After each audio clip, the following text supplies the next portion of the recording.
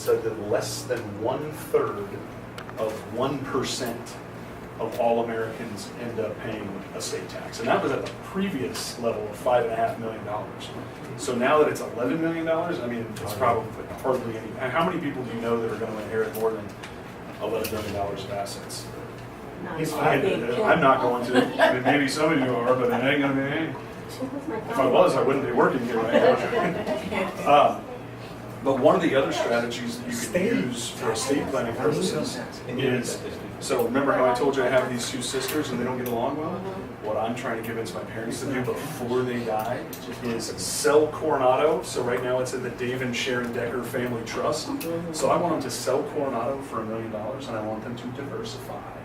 I want them to go out and buy 3 properties. Why 3? Because there's 3 of us. Yeah. So take 1/3 of the money, buy a property that Steve wants here in Southern California. My sister Shannon, she lives in Los Angeles, but she loves Washington. I think when her parents die, she'll move up to Bellingham. Go buy her a property in Washington. So when mom and dad pass away, she inherits Washington, and she can go move into that property immediately. 0 tax consequence. And then my sister Lauren, she lives in London.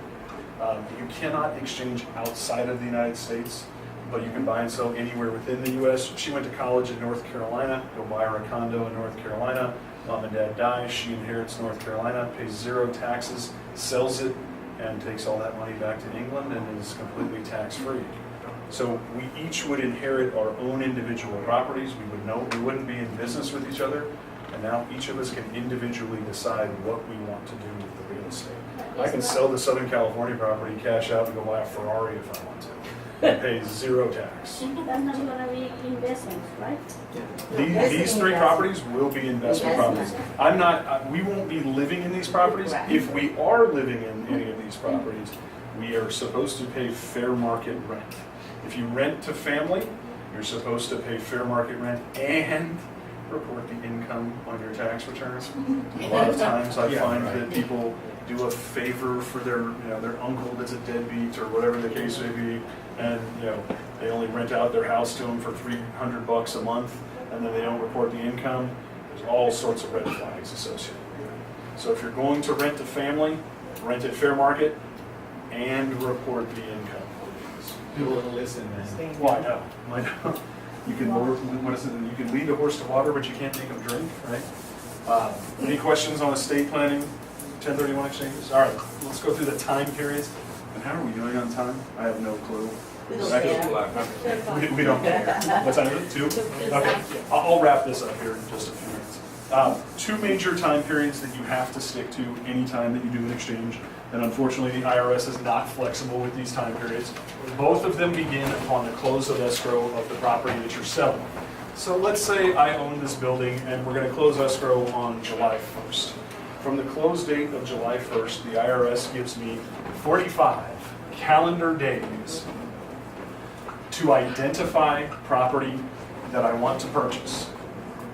And they give me 180 calendar days to 6 close. months. Yep, calendar days to close. If you want an easy way to remember it, because people always screw up the 45 days. 45 days is about 6 weeks. It's a little bit more than 6 weeks, but it's about 6 weeks. 180 days, 6 months. So you've got about 6 weeks to identify and about 6 months to close. All right? The reason why this time period is so short, IRS would really fail. Because if you fail, then you pay your capital gains tax, which the government is really happy with. So the IRS made this time period really short because they want to motivate their clients to either immediately reinvest in investment property, or they want you to get to the sidelines, pay your capital gains tax, and then you'll be sitting there with $300,000 in your checking account, which means you'll probably put some into the stock market. You'll go buy the wife a new car. You'll go on vacation. You're going to spend the money. So these time periods are really short. The only times that I've ever seen the IRS extend these time periods, military deployment, so you'd have to join the military and get deployed just to get yourself an extension. I had a 77-year-old woman the other day threaten to do that. She wanted to join the Navy. Well, I'm not sure they'd take you, but give it a go. Or a federally declared disaster.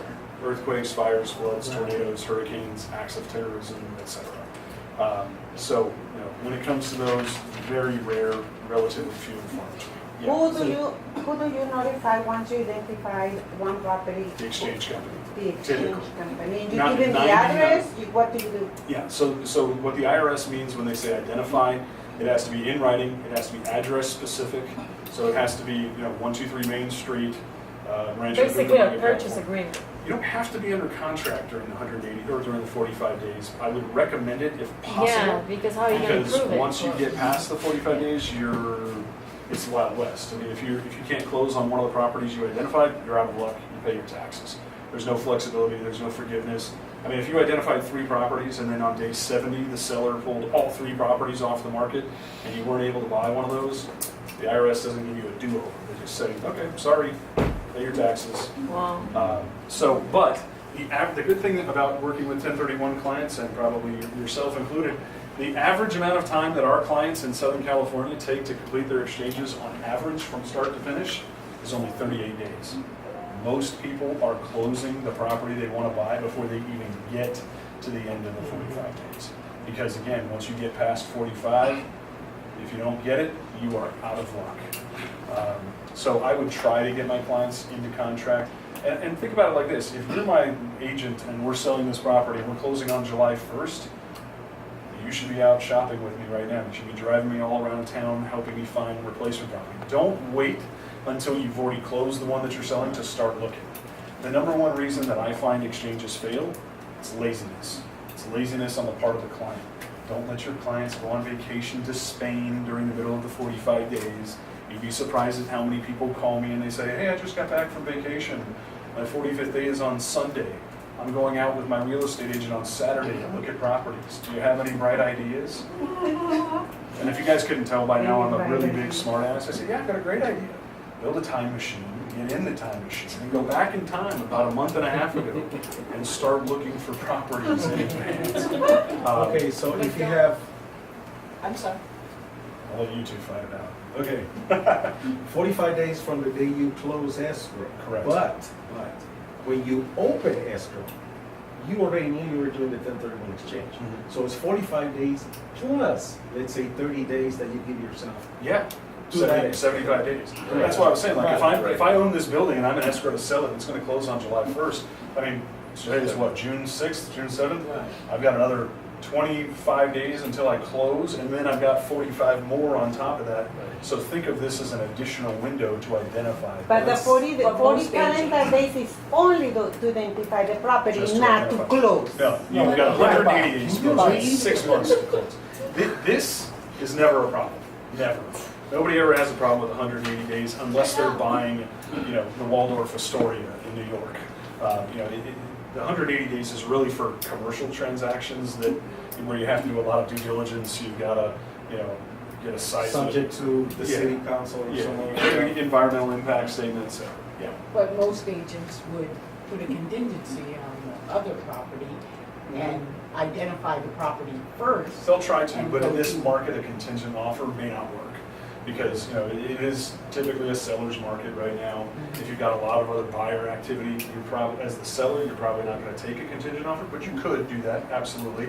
I normally tell my clients, sweeten the pot a little bit. Put down a larger than normal earnest money deposit to ensure, show that seller that you're really motivated to buy that property. The other thing that I always tell people, and I know it goes against what your job as a real estate agent is, but every now and then I have to have the hard talk with your clients about not getting cheap. Like, your job is to get them the best deal possible. But sometimes I have to talk to your clients and say, okay, you're being really headstrong about this, you're getting into a bidding war. You might have to overpay a little bit in order to save a lot. Correct. I had a client, as an example, one of my best clients, a guy named Albert. Been doing exchanges with this guy for 12 or 13 years now. Sold the property for $3 million. Identified 3 $1 million properties. Closed this one during the 45 days, no problem. Closed this one during the 45 days, no problem. Gets past the 45 days on this one, gets into a bidding war, bidding goes up to 1.125. Calls me and says, I don't want to overpay for this property. No, he's gonna lose the whole thing. I don't want to pay 1.125 for a property that's only worth $1 million. And I said, well, you either overpay by 125 grand, or you pay 400 grand in taxes. Which would you rather do? You'll eventually get your 125,000 back. You just improve the comps in the neighborhood, so all your neighbors love you. And, you know, eventually, real estate is cyclical, but usually it drops and then it comes back and then some, right? So you'll get your 125 grand back. It's just you're gonna have to wait a little bit longer. I said, all right, you're right. I don't want to write Uncle Sam a check for $400,000. So, yeah, and you'll identify your properties to us, the exchange accommodator. Are you absolutely sure that it's 45 days from the day you close the first escrow? Yes, 100% positive. Those time periods have been the same since 1984. The number one thing that my clients like to yell at me about is the 45 days. They think it's Steve Decker is the one that's only giving them 45 days to identify. I always tell them this time period's been the same since 1984. No, but it's 3 years old. But it starts when you close escrow. Yes, it starts when you close escrow. Once the burdens and benefits of ownership, the technical term is once the burdens and benefits of ownership have transferred from the seller to the buyer. In California and escrow states, that's the closing escrow. Now, get back east and it could be, you know, table closings and things like that. It could be a day or two different, but here in California, as the close of escrow denotes the I want to make sure because what we see on the MLS, it's an agent asking for another agent to cooperate. Yep. What they really mean is that we may use the 30 from escrow plus 45. Right? That's correct. I would not put it in the MLS. If you're the listing agent on a property, I would not put it in the MLS. Unless your broker tells you differently, but I would not put it in the MLS so the property is going to be a part of the 1031 exchange. But they write that all the time. They do, but they should not do that, in my opinion. Here's why, 2 reasons. Number one, the IRS doesn't require that you put it in there that early. Number two, more importantly, you could torpedo your own listing. There are enough agents out there that know nothing about exchanges. They think it's going to complicate the transaction. They think it's going to delay the closing. It's going to cost their buyer a lot of money or something. And you'll get agents that just bypass your listing just because it says 1031. Correct. So, you had a question. Yes, I A long do. time ago.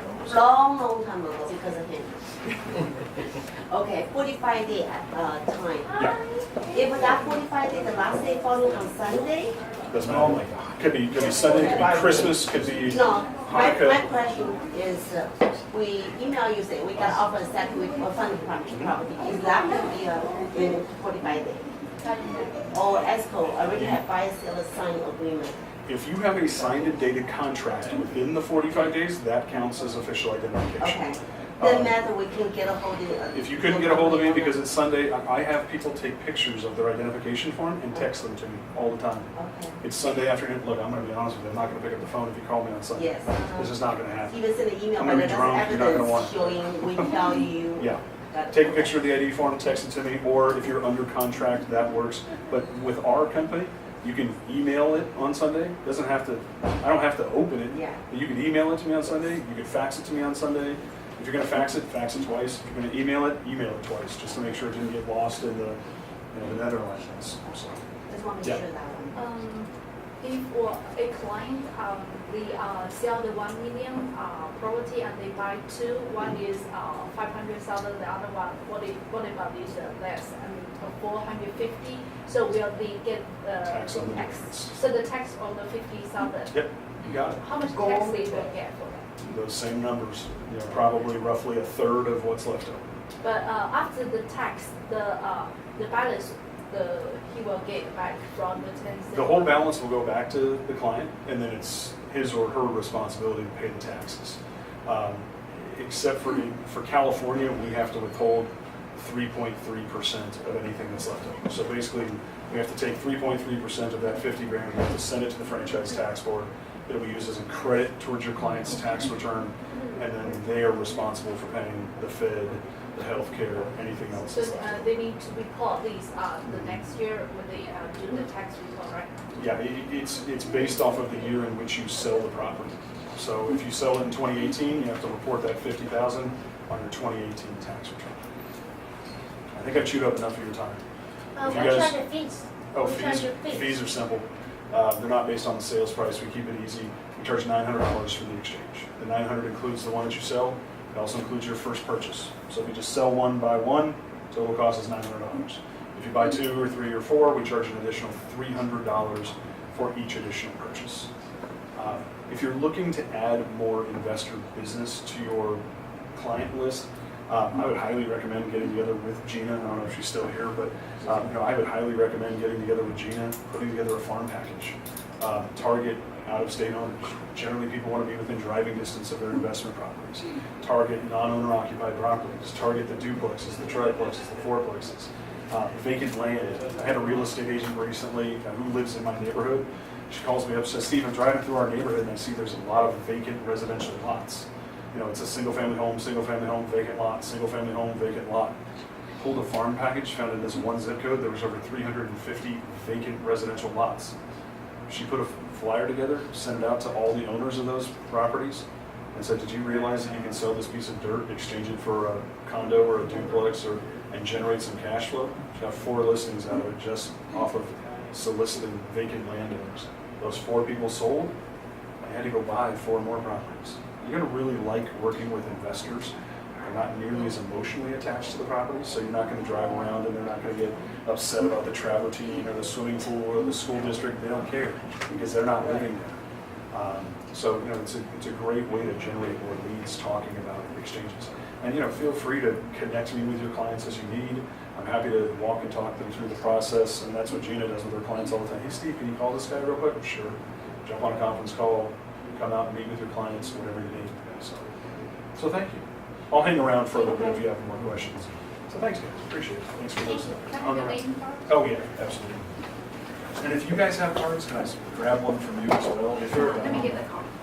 Do you do reverse moving?